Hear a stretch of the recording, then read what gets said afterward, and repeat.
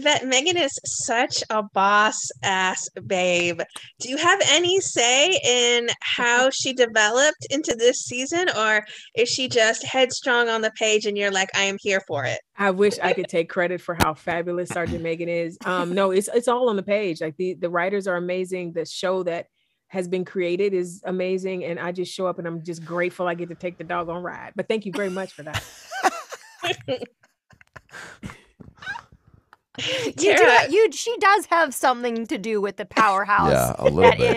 is Megan. I mean, she does. It's not just all on the page. When we talked about the difference between voiceover and on camera, you're really Mhm. bringing these characters to life with your mind, with your Yeah. voice. And absolutely. there's no way she would be who she was without Yvette. So let's Thank just you, give her sis. that credit Thank right about you. now. Thank you. Facts. Mhm. Tara, where do we pick up with Coral then? Where do we pick up? My gosh. Well, she's still, trying to take over the world, trying to be the most important royal, trying to be the best pirate that ever was. She's pretty much every girl's dream. Like, forget the men and just take over the world. That's her. She doesn't have time for shenanigans from misogynist pigs. And it would be fun to explore that world of medieval times with strong women. Like, we have Mhm. no idea what strong women did back then. Right. If they were dressing as dudes or taking over things or causing some shenanigans to get their own power. So she's doing it all for us. Mhm. Adam, where do we find Ruben? In a dark alley selling his body for science. No. What I love about Ruben is that, first of all, a guy that thinks like, somebody better than him, Robin Hood being that, stole his image and his look and his vibe. Is like, that was the first thing I read, and I was like, I love this guy already because I like flawed characters. I also like characters, excuse me, that just, kind of, not that they don't get it, but they just look at life through their own set of goggles, like the way Right. kind of like Michael Scott does on The Office, where you're like, you almost feel bad for him in a way because you're like, oh, you're a little, your narcissism and your arrogance is like almost, sometimes I feel like a defense mechanism, but I think he also is just really like thinks he's the shit. And there's definitely some moments in the season where he's kind of getting pulled into a dark hole, and seeing characters like that try to climb out of it and use their swift ego filled ways to kind of better themselves is always cool and appealing. And I feel like Ruben is the first character I've played where really feel like if there's something that like my filthy Adam Ray brain comes up with, and I can say it, and it's usually going to be like consistent with the character.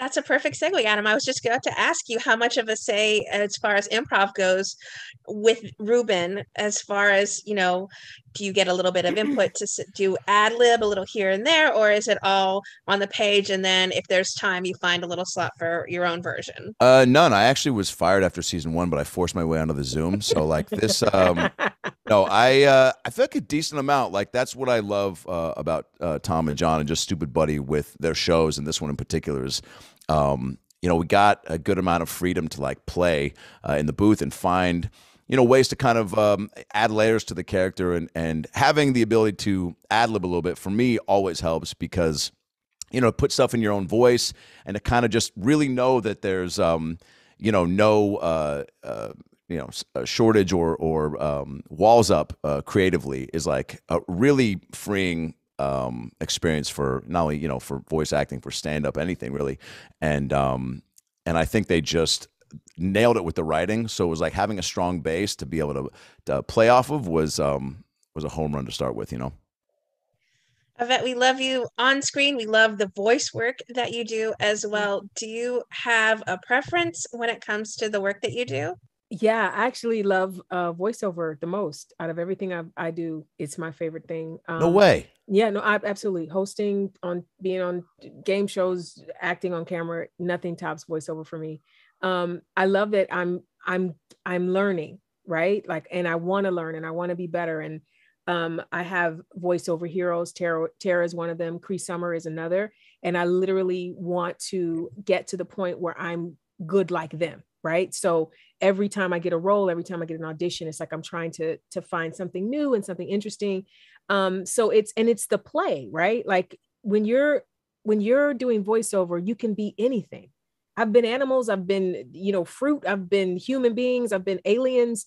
It's the purest form of play that reminds me of being a kid in the backyard with my brother, right? So I love voiceover. I absolutely love it.